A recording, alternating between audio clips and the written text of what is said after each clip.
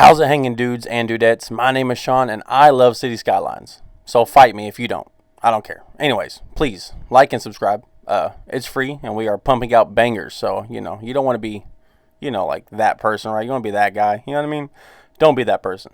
So the devs have been slowly turning the faucet on, and there is just like a slow, leaky drip of golden information. I mean, just look at this calendar that they have released. We have diaries every week full of features and news, and then we will have these insights about the diaries in between the two sets of information delivered in bulk in our inboxes every week. This is how you know they have something special here, because they aren't afraid to just throw it all at us almost quicker than we can handle, while other game launches are like, look at all this cool stuff, and then crickets until launch, only to have a half-baked product at the end, right? So I think we're going to be in store for some good stuff. So I'm excited to dive right into what I think is the best features that people just aren't talking enough about.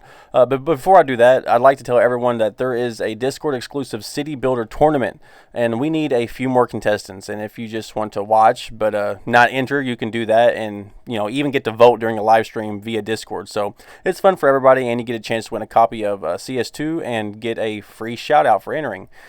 Any questions, just hit me up or a mod in Discord.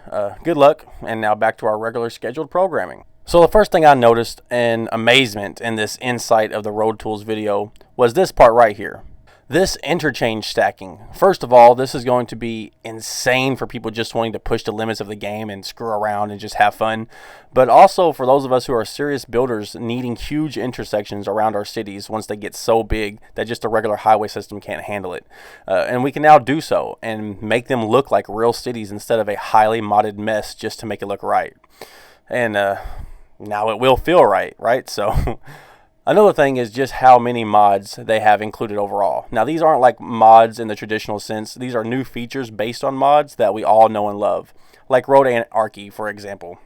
Sorry, I butchered that. Road Anarchy seems to be a thing of the past now that we can drag roads across multiple other roads and lanes just to seem to clip more forgivingly with road networks right next to each other, flowing into one another almost seamlessly.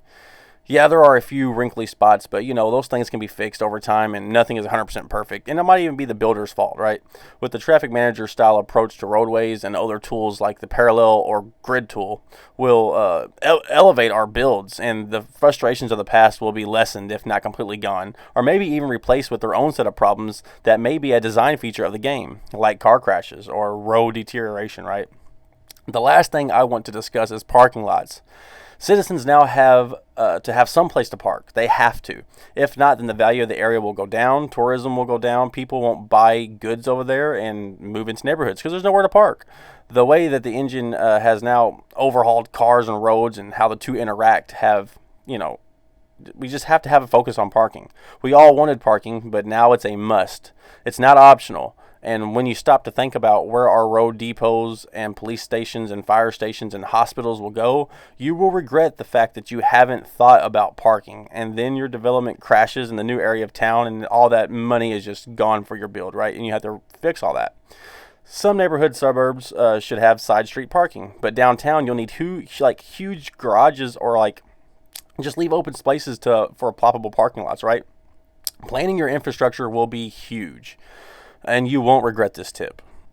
And one final thing that I would really like to add is just the way that they filmed this whole insight. It definitely seems like they're kind of taking a break, even though we know that they're not. But it gives that vibe of like the game is finished and they're all just kind of hanging out and chatting and kind of just like putting together all the trailers and stuff like that for us, and really just kind of being like fans of their own in their own right on their own game. And it really looks nice the way they just have everybody talking about it and have them playing it, and they're also giving us features and stuff like that. It's one of the bigger things about the trailer that nobody's really talking about. You get to be introduced to some of the developers. You get to see that they're people too, that they're just trying to make a really good game for us, and they're always been really good on the community and involving us. And I think that is a really big aspect that not a lot of people really consider, and just the way they've done it, just like the little filmography of them making the coffee and just hanging out and just chit-chatting kind of gives that vibe that there's nothing really to worry about. The game is in its final stages. It's a complete product, and now they just have to get the news out there to all of us, and they're having fun doing that, and I think it shows here. And while the main trailer for like the Road Tools and Dev Diaries are very much, here are the features you're getting, here are the diary, here's everything, this is just kind of like, just guys, dudes, and girls just hanging out, having a good time, just showing off their builds and showing off what the game can do, and just really having fun and really just having insight on what the game really is about, and especially what the Dev Diaries are about, right? So I think it's one of those just one of those nice things. And I'm not going to keep repeating myself here. I know I'm oozing and oohing and awing over it a little bit too much, but yeah, it's just one of those things that I noticed.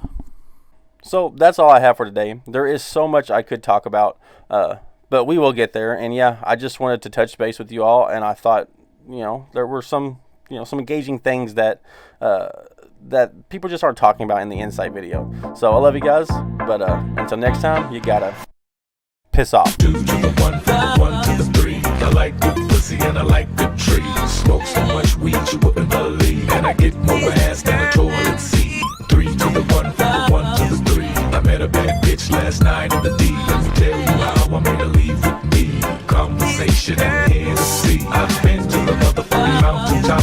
Heard motherfuckers talk, seen them drop. If I ain't